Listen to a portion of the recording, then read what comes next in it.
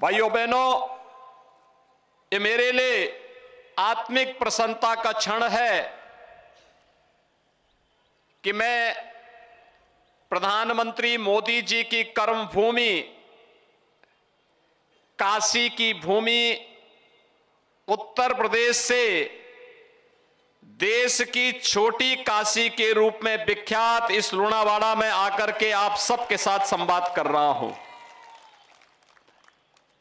आप सबने स्मरण किया, मुझे बहुत अच्छा लगा और इसलिए सारे कार्यक्रमों को छोड़ करके आज मुझे आप सबका दर्शन करने का बड़ा आनंद हो रहा है। भाइयों बहनों, मैं आप सबका हृदय से अभिनंदन करता हूं। भाइयों बहनों, आज जब हम भारत की बात करते हैं तो हमारा भारत दुनिया की एक बड़ी ताकत बन रहा है। याद करिए, 2014 के पहले कांग्रेस ने देश के अंदर अविश्वास, अराजकता और भ्रष्टाचार को इतना चरम पर पहुंचा दिया था कि देश के अंदर चारों ओर अराजकता का सा वातावरण था। राजनीति अविश्वास के दायरे से गुजर रही थी।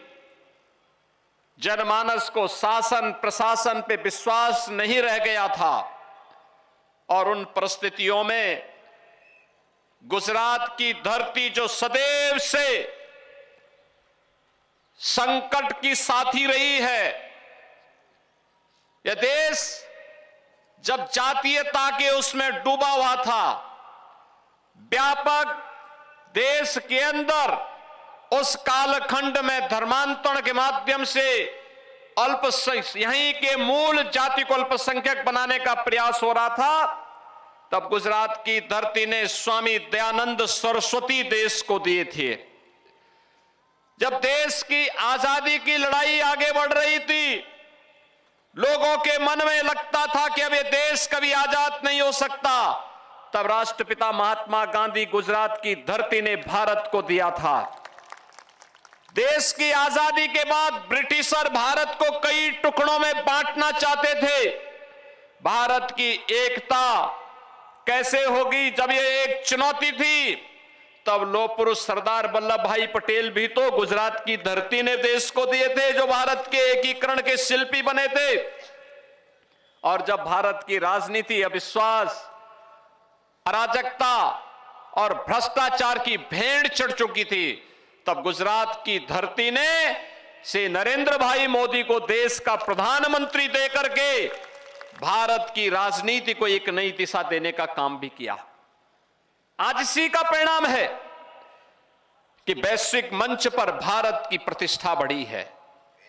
भाइयों बहनों, हमने 1947 में जब ये देश आजाद हुआ था, आजादी के जश्न को नहीं देखा था, लेकिन भाइयों बहनों, यह देश अपनी आजादी के 75 वर्ष मना रहा है। आजादी के 75 वर्ष कैसे हम लोगों ने व्यतीत किए और उसका उत्सव कैसे होना चाहिए, हर घर तिरंगा लगा करके प्रधानमंत्री मोदी जी ने प्रत्येक भारतीय को आजादी के इस उत्सव के साथ जोड़ने का काम किया।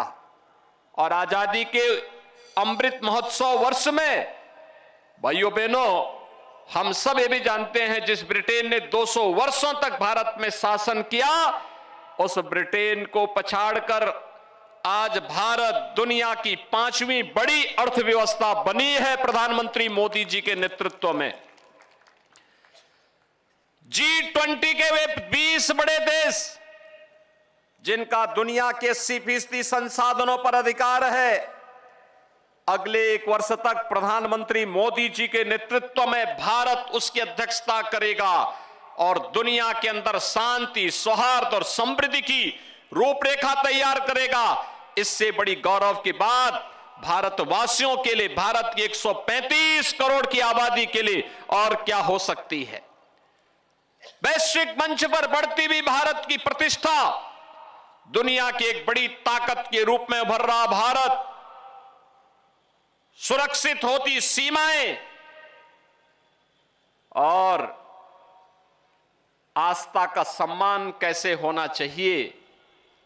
500 वर्षों का लंबा इंतजार अयोध्या का समाप्त करके अयोध्या में भगवान रामलला के भव्य मंदिर के निर्माण का मार्ग प्रशस्त करना, ये प्रधानमंत्री मोदी जी के ही मार्गदर्शन और नेतृत्व में, उनके विजनरी नेतृत्व में यह कार्य संभव हो पाया। उनकी दूरदर्शिता, उनकी दृढ़ इच्छा शक्ति अयोध्या में भगवान राम के भव्य मंदिर के निर्माण के कार्य को आगे बढ़ा रहा है।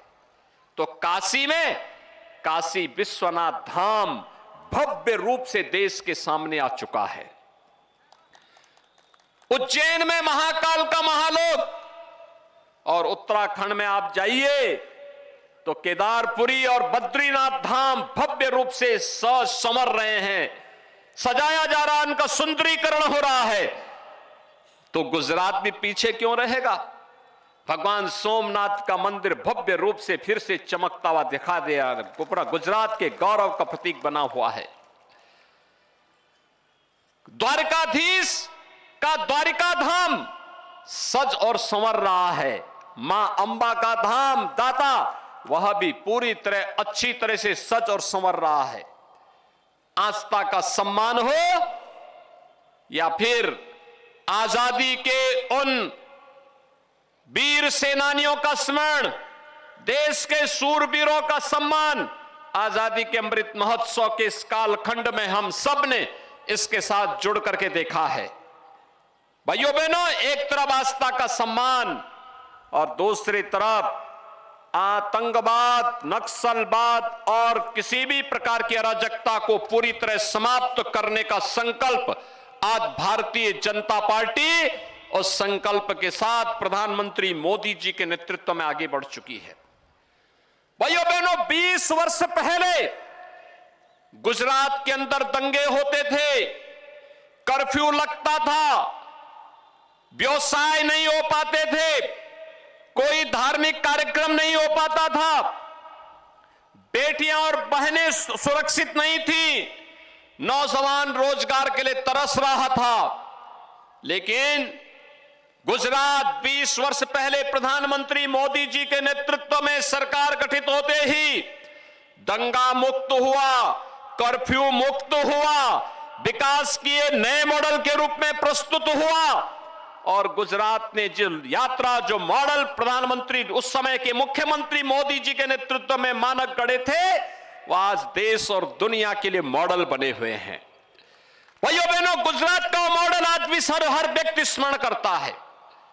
और भाइयों बहनों, सुरक्षा का वह मॉडल, दंगा मुक्त गुजरात, कर्फ्यू मुक्त गुजरात से आगे बढ़ करके आज आतंकवाद, नक्सलवाद, अलगाववाद और किसी भी प्रकार से मुक्त भारत की परिकल्पना को साकार कर रहा है। आज हमारा देश आतंकवाद से मुक्त है, नक्सलवाद से मुक्त है, अराजकता से मुक्त है।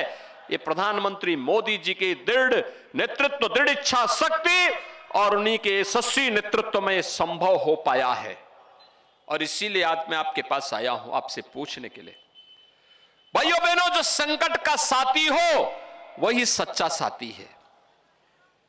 मानवता के ऊपर सबसे बड़ा संकट आया था कोरोना कालखंड में। कोरोना कालखंड में आपने देखा होगा, फ्री में टेस्ट, फ्री में उपचार, फ्री में वैक्सीन और फ्री में राशन की सुविधा भी ये डबल इंजन की भारतीय जनता पार्टी की सरकार ने मोदी जी के नेतृत्व में दिया था।